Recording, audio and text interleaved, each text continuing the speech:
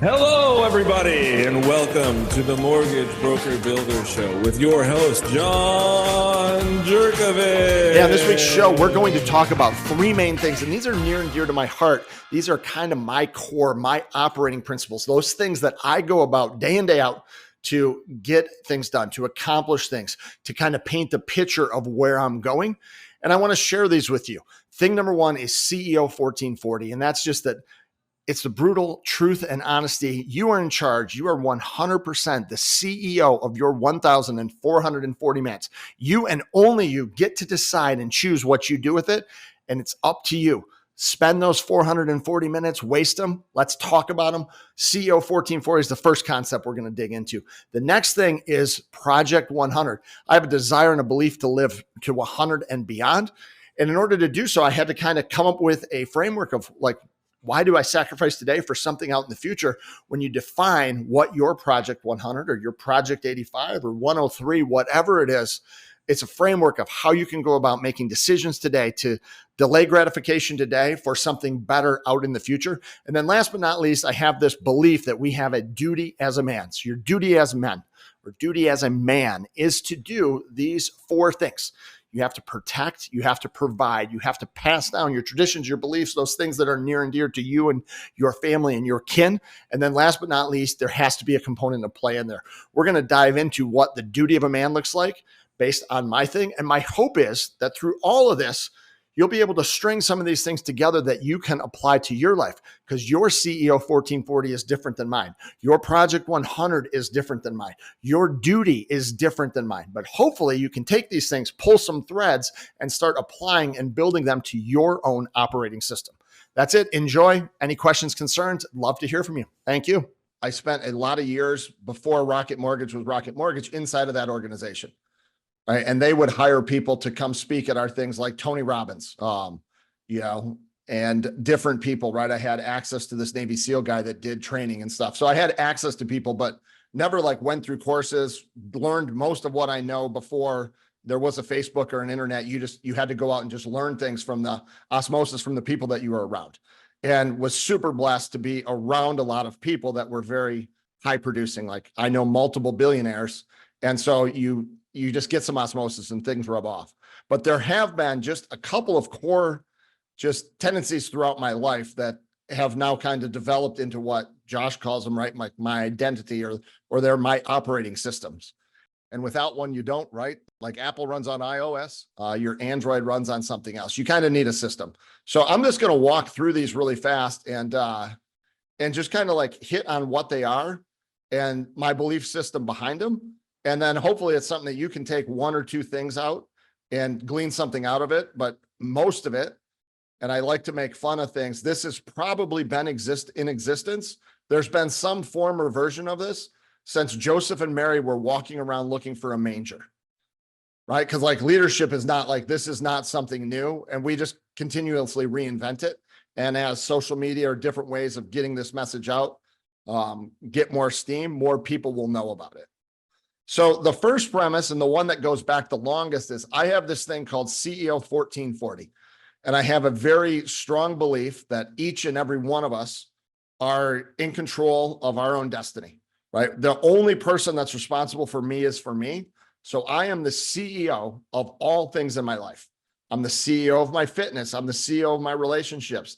And everything that happens all revolves around that belief. Right? Jocko Willink has written a book called Extreme Ownership, and the premise is the exact same. And this is something that really started to resonate with me early 2000s. I was running sales teams, probably could have had 100 to 300 salespeople, and had to have them each be responsible for themselves first before you could become responsible for the team. So I had this whole CEO Inc. And it was a thing that happened, right? And then the 1440 pieces, you have 1,440 minutes every day. So it's just every single second I look at what am I doing with my 1 minute? And I'm the CEO and I'm 100% in control of that minute. So you are, whether you like it or not, 100% responsible for your outcomes in life. And you are the CEO of your 1,440 minutes. And as we sit here as entrepreneurs and business owners, you all, or we all, are wearing a whole bunch of different hats. And, you know, I will write a book at some point called The C-Suite of One, right? But it's just talking about all those things that you have to be able to juggle around these things, be able to focus and prioritize. But if you're a small business owner, you're the chief marketing officer, chief sales officer, chief revenue officer, chief accountant, chief everything. And you're responsible for all of those things. And you have to have enough emotional intelligence and understanding that when I wake up today, like there's a good number of days a week right now as I'm running my business that I wake up and one of my first decisions I make in the day is not a pleasant one, right? I've got to fire somebody. I got to go and fire someone. But really what I'm doing is I'm firing my shitty sales guy from yesterday. I didn't make any of my sales calls I needed to. I didn't do my outreach. My like customer success team sucked yesterday. And I got to fire that guy, have an honest conversation, and hire a new one today that's going to do a better job. So that's kind of the whole cycle there, that CEO 1440. And if you think about what is a CEO's job, like at a publicly traded company, they have one job, and that's to drive shareholder value. And so you have to kind of drill that down. Who are my shareholders? Well, I'm a dad. I've got, 4 children. I've got a wife. I've got a lot of responsibilities. So who are my shareholders? And I can tell you who they are. They're actually in the next thing, the Project 100, but I can show you who my shareholders are. And then I need to be willing to salt the earth to provide and to take care of those people. So I'm the CEO of that. Like, you come after my kid, I will end up in jail. I do not care. You run a business, you own it. You are the CEO. Stop blaming anything. My parents didn't have anything to do with my lot in life, where I live, all that, right? Like, we are so flexible today. We can do whatever we want.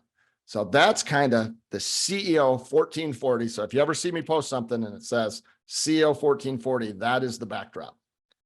Yeah, any questions like Josh, like Steve, anything? You're muted, I think, Josh.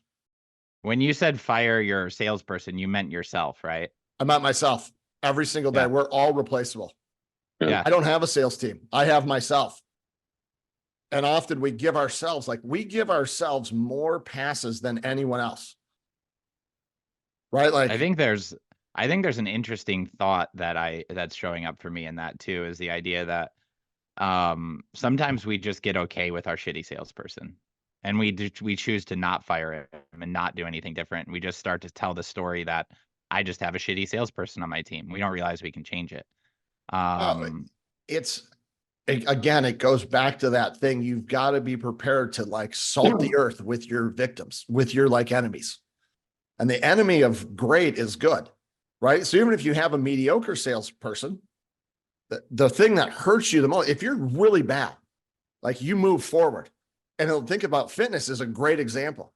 People will meander along half fit, until they have that first heart attack. And then it becomes pretty crystal clear what's important. Like seeing your daughter, like walking her down the aisle becomes really damn important at 57 when you have your first heart attack and she's 16. Like that becomes important. It wasn't important that long before. The CEO sucked and allowed you to get to that point where you're having that heart attack. And now it becomes important and it becomes a priority because you suck so bad at it that you actually went and fired the old guy. So they're all intertwined and it's messy, but it all works really well. So yesterday I was talking, I have a company I'm working with called Elevation Health. And one of the things they do is all this epigenetics testing and blood testing and all of these really cool different things to focus on longevity, which is a big push right now. And looking at longevity, we were trying to come up with like some extra slides or some like bonus slides, things like that come in there. And I suggested, I was like, do you realize what getting an extra 5 or 10 years on your life actually is? Like that's the difference between meeting and not meeting your great granddaughter. Oh yeah, no, but the thing is that we all, and I get it completely. And, after years of having base salaries and making a lot of money, right? Like, and today, right? Like being an entrepreneur, going out and trying to do like all of these things that we're doing. And it's not a super easy space. Like you tell me all the time, John, go and do this. You could make a lot more money. Like, oh, you can just go and do this and make quick money. And yeah, I could, but I'm not trying to build 50 grand this month. I'm trying to build, 250 grand every month or whatever it is. So you have to like look at, you have to know where you're going. And often with, longevity or things like that, we look in the moment. Oh, it feels good today. It won't hurt me that much tomorrow. But the combination of those things, they make a massive difference throughout the course of, over time. It makes a big difference. There's a story of, and I'll get it wrong a little bit, but like in New Zealand or someplace, they would do these flights where they would take people up and you'd go and look at these mountains. I think like you'd fly out of Australia and you'd go look at some mountain range. Well, there was an instrument panel that was off by like 1 degree. And so just one little degree. Well, they got up and this mountain is super tall and they would like fly next to it. That instrument cluster being off by 1 degree over their 2-hour flight literally put them off course by like 18 miles. And they literally flew like a 747 just straight into the side of a mountain. And this happened in like 1978. You can like Google like plane crash, Australia mountain. But that's what 1 degree is over time. It's you looking at a beautiful mountain out the window or crashing into it. And like longevity is the same way. There was something really interesting, and I'll kind of move into my Project 100 that, I saw or heard. I think it was there's a Dr. Peter Attia that does a lot of stuff inside of the longevity world. And he had some post or something where he had talked about by the time your kid's 18, you've spent like 80% of the time you will with them. Right. And you can take your best friend. Like right now, my best friend, I see him maybe 2 weekends a year. And depending on how long he's going to live, we only have X number of weekends together over the rest of our life. Yeah. So if that's 20 weekends together or whatever, like if I can do something to live an extra 10 years, like that's that many more weekends. And that was really impactful. So I've got a thing. So that's CO 1440. We can get to it. But I'll go into my Project 100. Unless you got anything else on CO 1440, Josh. No, I think that's great. And when I think through it, it's really thinking about things from an eternal perspective. Because one thing that's been showing up a lot for me lately is exactly that. It's, am I going to spend my hours and my time? And it's really interesting. You talked about the Eisenhower matrix before this, because am I going to spend my time on the urgent, important things and, slaying the buffalo that I need to feed my family this month? Or am I going to focus on building the farm that is going to feed my family for the rest of our lives? And how do you kind of manage and balance that? Because obviously you need to be both, to do both. You need to eat right now, and you need to be the hunter gatherer, and you also need to be the farmer and the fisherman, or not the fisherman, but the farmer that is creating something that's sustainable on the long term. And so, it's delayed gratification, right? We all want to have the things that we want to have today. And we create most of our own problems, right? So like I think that it's a Western problem versus a like world problem. Like we in the West, right? That's us versus like Eastern culture. We have this thing of accumulation. He with the most toys wins. And that's how we operate, right? We want to like buy all this stuff, which then burdens us with all this debt and all these things that you're now living for your things, or to cover and pay for your things. And I'm not from the East. I've read quite a few books on it. And there's kind of a belief there is that you start out as this big stone, this big heavy stone.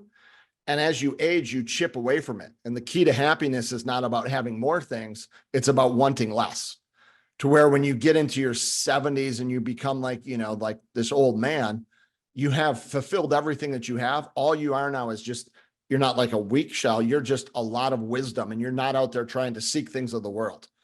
And it provides you with a lot of peace. And you also find, a lot of the biblical teachings and people that are like very devout to Christ and those kind of things, they have a lot less worries because they don't want a lot outside of that. So their life becomes more simple. And I truly believe that the key to happiness is not about having more. And I spent a lot of years of my life trying to have more. It's about wanting less and being fulfilled just with the people and the things around you that you have already. But yet, everybody's out there chasing, their next thing. You can go on social media, right? I mean, we portray it like it's people with a Lambo and this and that. And it's a lot of stress to try and live into those expectations. But CEO 1440, you are in charge of your whole day. You and only you are responsible for you. Nobody's coming to save you. Save yourself, save your family, but it's on you. Like it, don't like it, I don't care. That's just the bottom line because Stone Cold Steve said so, but that's what it is. You are responsible for you.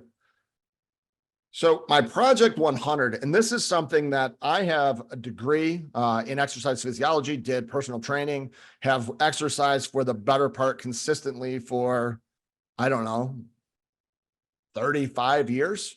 Probably started working out when I was in college. So like 1990-ish. I don't know how many years that's been, but a long time, and have been pretty consistent. I don't know that I've missed a lot of periods where there's been like, maybe you're off like a month or so, but it's been very consistent.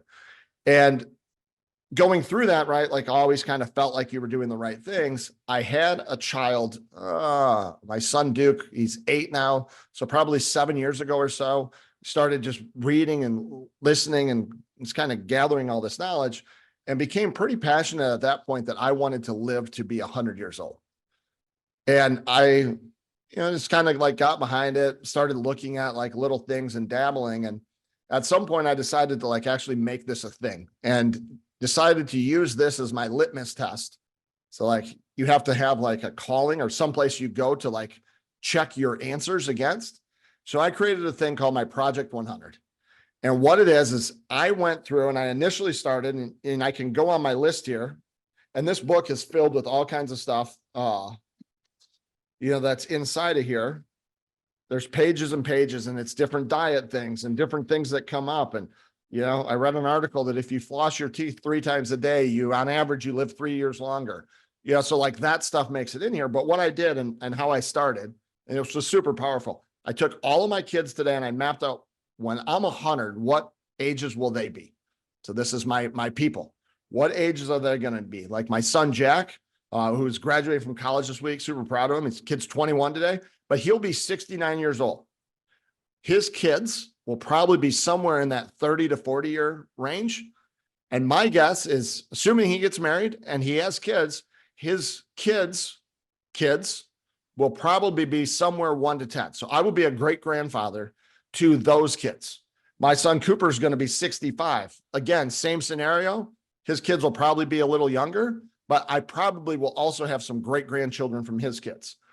My son Duke, that's 8, he's going to be 56. His kids will probably be 20 to 30. I don't know that they're going to have kids, right? Like maybe they'll start early. My daughter June, she'll be 52. And again, who knows? My wife will be 89 years old. Her family lives for a really long time. So there's a good chance that she'll still be kicking around. So like those are my people. And so I went and mapped out, like, if these are my people and this is what my life looks like, my future state. I got a 2-year-old grandson. Kid's crazy. He's like batshit crazy, runs around like a wild man.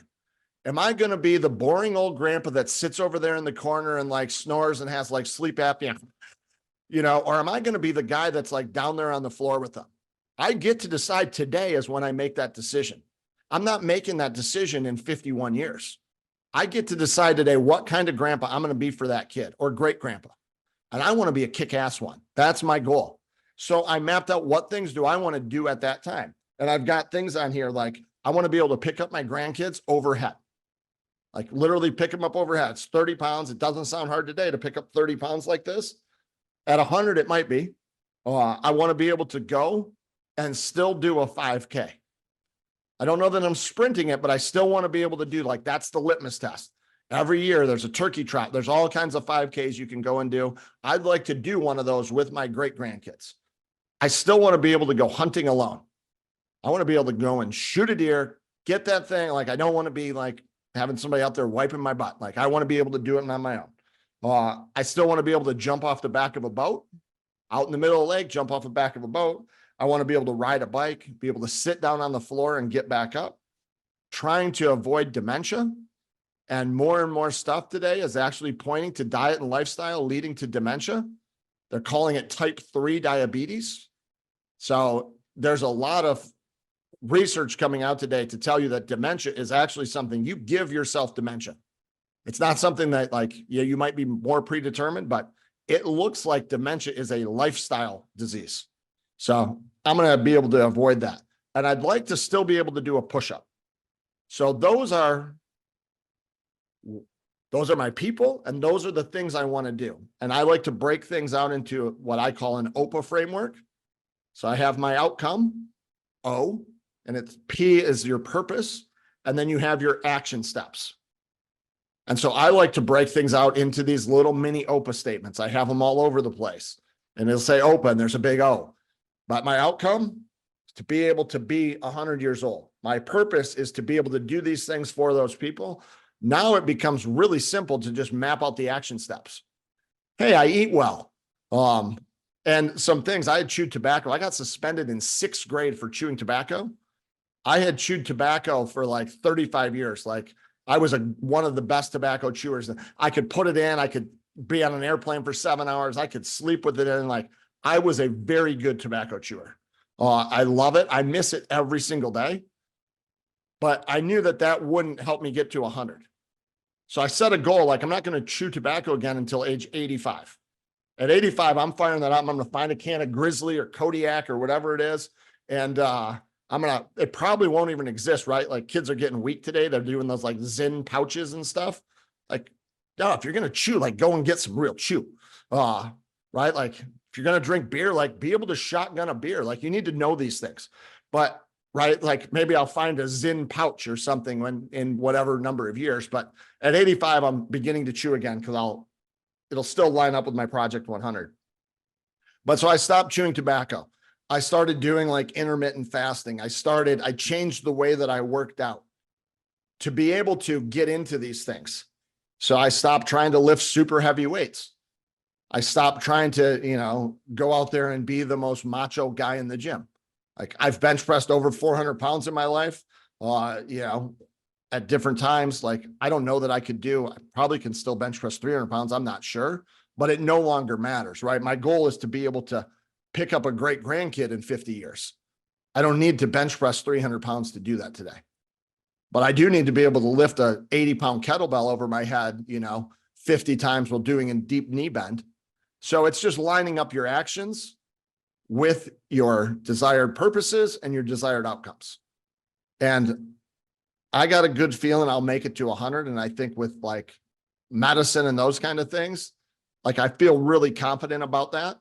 And then I just ask myself, like, I love to eat ice cream and different things, but like maybe instead of having 3 bowls, I stop at 1 because of this. So I ask myself questions against it. Is this going to help me get to there? And I can delay the gratification today to hopefully help me get there. So I virtually don't drink at all. Like I'm not saying I don't drink, because I will, and I'll tie one on every once in a while if it's the right time or a good thing. Like I'm not, but I try not to drink. I try not to eat after 8:30. I try to get enough sleep. Like there's certain things that I just know will help me get there. And I don't beat myself up if I miss one day. So yeah, I missed today. Like I just try never to have 2 bad days in a row on the same thing. So if I get 4 hours sleep tonight, it's not the end of the world. It doesn't mean I'm going to die. It just means like, hey, set an alarm tomorrow to go to bed on time, and then hold yourself accountable to that. So that's my Project 100. And I've got, literally since I've been doing this, I probably have listened to and read 100 books on longevity, on different things. My degree is in exercise physiology. So I have a background in how the body works, and feel very confident that this is going to happen, or I'm going to like fall off a mountain at like 77 years old, like out trying to like chase an elk someplace, doing something dumb, and like, and that's okay. Right. I'm going to like be having fun doing it. But that is the Project 100. Pretty good, huh? Yeah, it's great. I really love the idea of, like how it's fine. It gives you the flexibility to have bad days and to not necessarily always follow the things, which when I look at programs, which I've done personally, like 75 Hard or some of the other ones that are just insanely strict all of the time, it's also a very short term thing to try and build these habits in. But when you're looking this long term, like I said, through that big of a perspective, one of the things that I love that you mentioned is that you actually know when I'm 100, Jack's going to be this old, and he's going to be old enough to have a kid, and that kid's probably going to be old enough to have a kid, right? And so not only do I want to make it that far, but I want to be able to do these activities when we're there. Like we both, and I was talking in this conversation yesterday, right? Like our dad's 76 years old, and he's still like out running 10Ks every other day or 5Ks or whatever, and like running in races and doing all these things. But he's been doing that his whole life, right? Like he's one of the most fit 76-year-olds that I know. And I think that we get some of that, well, probably a lot of it from him, which is awesome. But thinking on that long of a term perspective is something I don't think a lot of people do. So a couple of things that you mentioned there. One, like when you do a 75 hard, most of the time in all my years, right, I've hired 1,000 salespeople and have made, all kinds of ultimatums, and you've had these like sales rallies and different things. If you want to have a flag stand straight and you're trying to deal an impact and move the needle with a large group of people or try to make radical change, you can't set the flag straight and expect it to be that way. You've got to set it on a really steep angle. So when the wind blows, you get the flag straight, if that makes sense. So the 75 hard makes it, they lay out all these super rigid things. And a lot of people are able to do it for 75 days, but even the people that complete 75 hard, I'm going to bet that there is very few that actually go through and like, they didn't cut their outside time short by 6 minutes one day because it was raining. Like they set that flag like this, knowing that at the end of the day, you're going to come in here. And I don't care if you're, Andy Frisella yourself, like his flag, he sets it here. I bet he rounds off those edges. And right. And he's the like 75 hard guru, right? Like the MF CEO, like he's in there doing it, but I bet he doesn't actually do it all. And maybe he does, right? And if he ever saw this, like I wouldn't want to debate him on it because he's a badass. But the thing is, you have to set your own flag, and we're the easiest person that we will round off an edge, or we cut ourselves more slack than anyone else. So that goes back to like firing the salesperson or doing these things. It's right. It's not like I don't win at this. This is like a lifetime. The goal is to like continue to do it and to continue to improve. And another thing, like we'll talk about my duty of a man, but we have this thing, like our whole entire family is very physically fit. And I will say this, and it's not right. Like I love my mother and I love my dad. It's not because of my mom that we are physically fit. We do not work out for her. Our dad has passed down this belief every day. I mean, man would get up, go to work every day. He came home. And the first thing he did when he was home, he kissed our mom. He said hello to us. He put on his clothes and went running every single day. And we see now after, 50 years of doing that, he's out there. He's more physically fit than 75 or 80% of the 35-year-olds I know. And he can run circles around him. And he's a better grandfather than 99% of the grandfathers out there because he can do shit that they can't. The kids loved him. My 18-year-old are like, hey, grandpa, you want to play catch? And oh yeah, sure. He's out there playing catch. He's going on bike rides. He's doing all that stuff. He is better, not because he's a better human being. He's a better grandfather because his body can do it. And so we see that, and he's passed that down. He didn't tell us to do it. He's passed it down, and we said, hey, that's a really good best practice. I want to lean into that. And our entire family, right? Everybody's physically fit. Everybody works out. We all take, and that's passed down. And I bet if, he was morbidly obese and we'd be talking about his diabetes instead of exercising or something. I don't know. I'm not picking on people with diabetes. It's just, that's been a passed down trait. And, and he has definitely impacted our lives for the positive and has added a whole bunch of years to our lives, probably our kids' lives.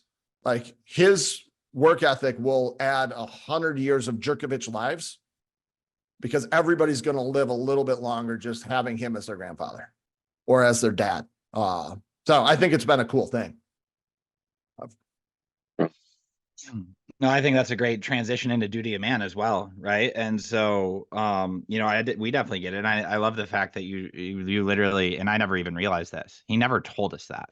Never once did he say, you guys should go and be active every single day. Never once did he tell us it, but he showed us by example. And I know that, when I get to that level, or when I'm 75, 80, 90 years old, that's what I want to be, right? Like, I don't want to be the guy that I always tell people, when it comes to physical fitness, which is the foundation of everything, my motivation isn't the guy that I see with the six pack. Cause that's fine. Anybody can get a six pack if you starve yourself for 6 months or whatever. But maybe not anybody. My motivation is the old guy that parks at the grocery store and has to go into the handicap space and get out of his car, and it takes him 5 minutes with a walker. Like, it's almost like that's the thing that I definitely don't want, and I will never want. And so I know that what I have to do today is build a lot of foundational strength. Running's not going to do it for me. I mean, running's good, but that's definitely what I don't want. What I do want is exactly what you're talking about, right? Like, our dad watches two of our nephews, and he's running around all day, back and forth, throwing around, doing different things, and it's crazy. And so Project 100 is really his version of duty of man. And so what exactly is go ahead. No, it's and we learn, we learn a lot more through osmosis than we ever do through teaching. You learn more by witnessing and watching and observing other people than you ever will from like them telling you something. So it's right, we don't understand it, but people are always watching every single minute. And today it's more so than ever. People are watching what you do, and they're making little micro decisions, based on their feelings about you, where you stand. Is this person a person that's authentic? Are they what I thought they were? And a lot of people are just fake today, but it is super important to do that, and you have a lasting impact. The project, so right, we've got CO 1440. It's ultimately you. This Project 100 is, let me get to 100, but it's just tying all that in. And then I have another thing that I actually, kind of worked on. It's on a whiteboard. And this is probably like a 3 to 5 year thing, where I call it my duty of man. And what it is that I have a belief, and there's lots of it's funny that I find out later about all these different, I don't know who Shaun White is. I thought he was a snowboarder, or it's Garrett White, right? I don't know who Shaun or Garrett White is. One is a snowboarder. Sean Whalen and Garrett White. Sean Whalen. So, right. Yeah. So and I sit and I hear people talking about these guys. Right. And I go and and then you follow them on Instagram, and hey, they say some good things, but it's not that different than certain things that are just at my core, and certain things that I just believe. And, George Washington probably believed them, and, Moses and different people along the way. It's the same things. They're just being articulated in a different way. There is no original content anymore. Almost everything's just plagiarizing from somebody else and putting it in your own context. So what I have is, I call it my duty of man. You have something to say, Josh? It looks like you had No, you're good. And my duty of man is that we as men, and it doesn't have to be it's not a man, man. It's just, if I'm assuming that role as the man, and this is what I am, and my duty as a man, I have 4 components.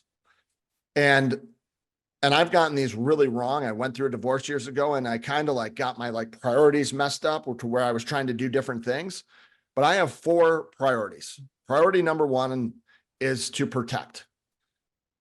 Priority number 2 is to provide. Priority number 3 is to pass on. And priority number 4 is to play. And so those are my 4 P's. And I actually have this really cool tattoo that I want to get that has it's a hourglass that's looks like medieval from Game of Thrones. And on the top is my body coming out of the sand, half of it's down through the thing. And falling below is a big maple tree that's at our cottage, and my 4 kids. So my life is pouring into theirs. And this is my duty of a man, is to do these kind of things. So protect. I don't even know the tattoo part means nothing. It's just weirdness. But the protection part is, until people are safe and protected, nothing else matters. And there's a lot of ways that you can protect people. Sometimes, people think that it's, I have to have a bunch of guns. No, it's not that. It's that you need to ensure that people are safe, and you can do that however you want to do it. But I can rest assured there are a couple of things. You need to be able to carry your kids or your loved ones.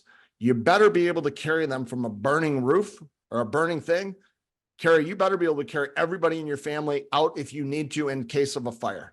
Otherwise, you're not doing those things. You need to be able to have some basic first aid, type things, right? Like you need to understand how to put a tourniquet on. You get in a car accident, right? You're the CEO of your situation. You've got to have some basic, just life-saving skills. Yeah, maybe understanding how to, shoot a gun, to do some different things, some jujitsu, like you need to have something. I'm not going to tell you what it is. That's different for everybody, where you live and what you need, but you have to be able to provide protection for your family.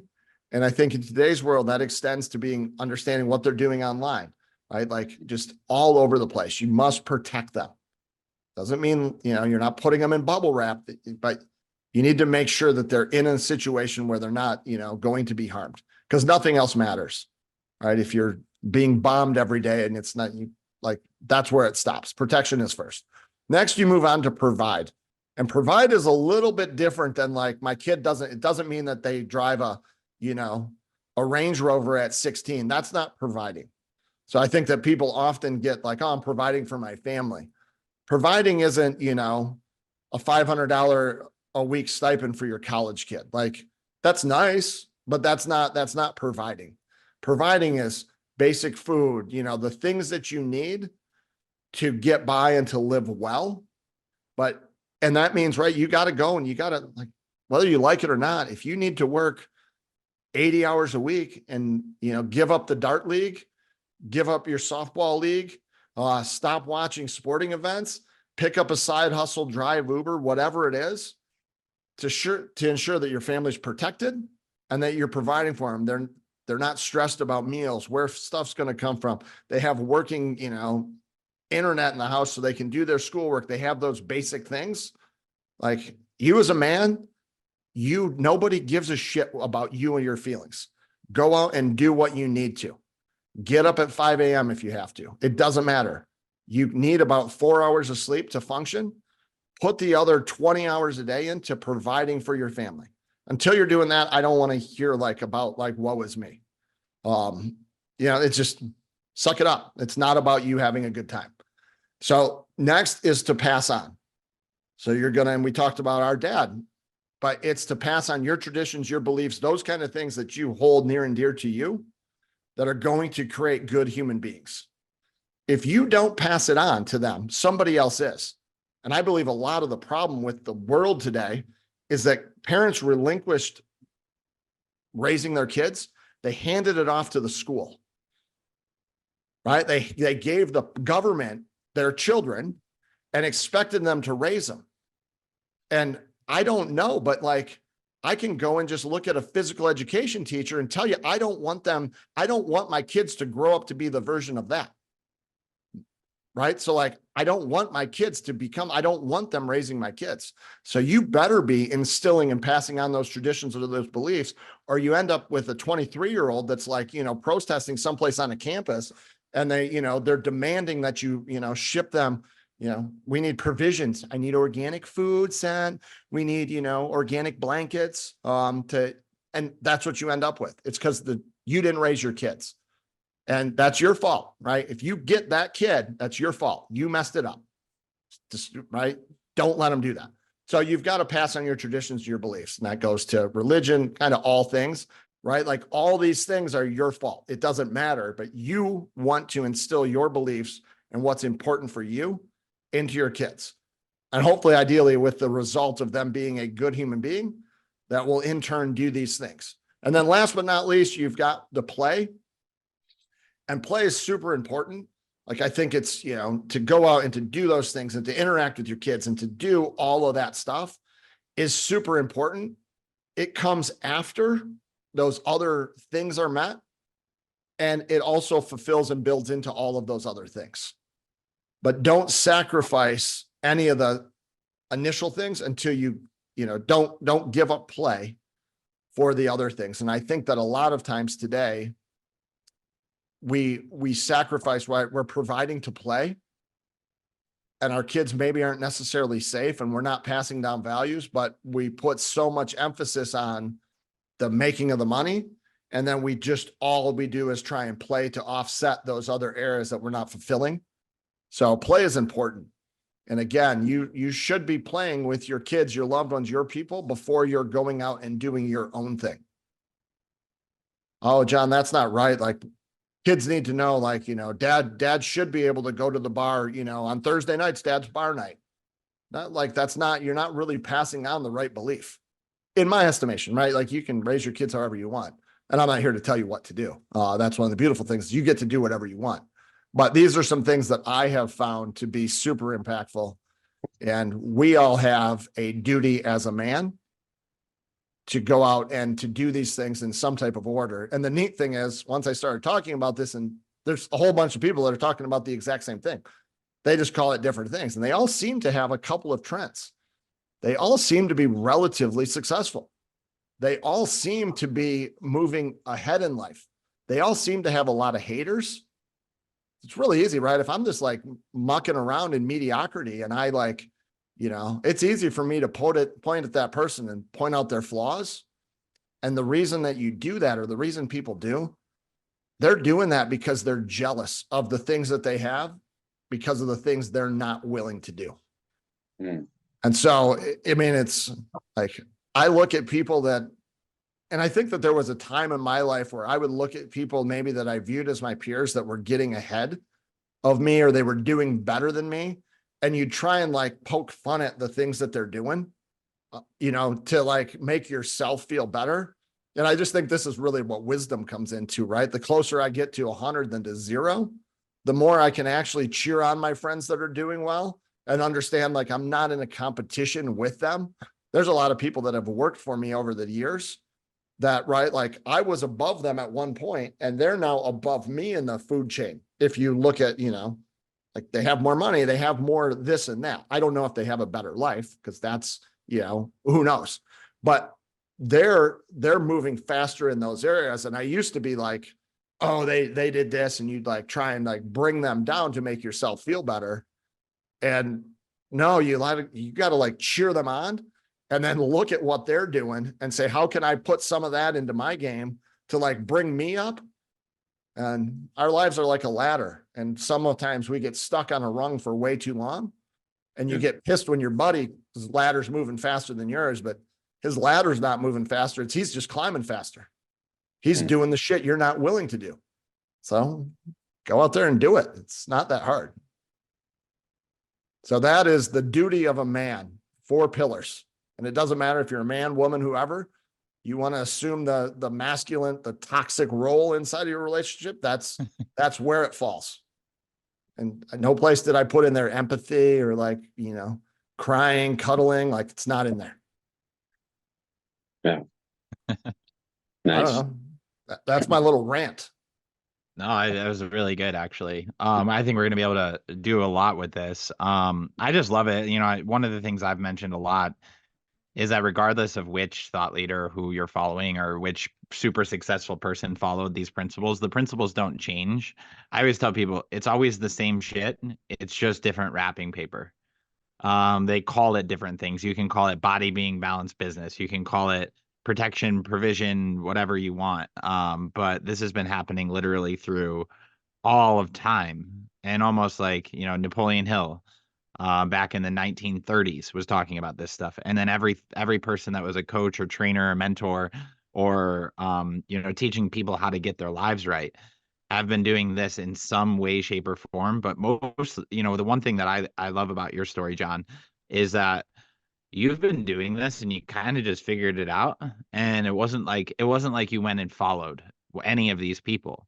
And that just proves how much more of it that these are foundational principles, because you can figure, like, because it naturally comes to play when you decide and make the decision that you want to live the best life that you can, that good is not going to be great and you're aiming at great. And what does great actually look like? Well, when you have to look at what great is, You have to say, all right, great in what categories? Because otherwise, like I've seen lots of great people who make tons of money who are super fat and have no family life to speak of, and the money's meaningless for them. Or on the other side, they're super nice and they do all these different things, but they're not even able to provide for their family. Or maybe they spend all of their time playing, but this is something that Garrett White calls one-dimensional, being very, very one-dimensional. And so what you realize is when you're living a balanced life, right? You have to look at all the different categories and continue to focus on all of them, which, as we talked about at the very beginning of this call, and that kind of wraps it all up, it's a lot to prioritize and to figure out what's the most important and to figure out what to do. So, when you actually start to live this way, you realize there's no time in the day for Netflix. There's no time in the day for video games. There's no time in the day for any of the things, because at the end of the day, what you're doing in your 1,440 minutes that day is you're trading your Netflix time for something you could be using to gain years of your life. And once you start to realize that, you're like, crap, I have wasted so much of my time doing crap that doesn't matter. And so 100%. And none of this is new.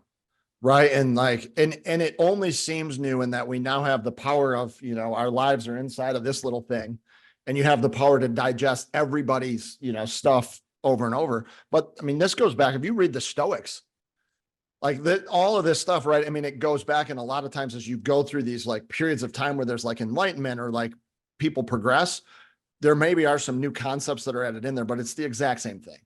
And all that I would really say is everybody's definition of success, right? Like you talk about a balanced life. I don't know what is your definition of success for your life. And too often we try to let somebody else label my definition of success for my life. You have to go out and, right, again, determine as you, the CEO of you, what is success for you? And then give up what anybody else in the world thinks, because nobody cares. They don't want the best intentions for you. They want the best version of you for them. So that's the whole world. So who cares what they think? You're the CEO. Come up with your mission statement. You're CEO of your 1440. Then go through, create an OPA statement, your outcome, your purpose, your action steps, and then live every single day into those. And the problem, that I see or that I've experienced is when you get too heavy into one thing, I remember wanting a Rolex really, really bad. So people would see me with the Rolex. So I'd get that significance of owning a Rolex. I have them and I don't ever wear them. I don't care. It's just not. I wear a Garmin watch because it gives me my heartbeat and other things. And it just is more functioning for my life today. And I don't care what other people think. Do all my shopping at Costco. A pair of jeans is more than $50. That's way overspending. Because I don't care. It no longer, I don't care. I shave my head bald because it's easier, because I don't care, right? It's just less decisions to make. So define your own definition of success. You've got an outcome, purpose, action steps, live into them, hold yourself brutally accountable because you're the only one that matters. And then develop your pillars for your life. And then just understand that everything's a trade-off. You're trading your time today to maybe get something in the future. And that's all that it is. That's how the world, boils out. And the more purpose you have, or the more having a purpose in your life is super important. And once you can define your purpose, you've become kind of unstoppable.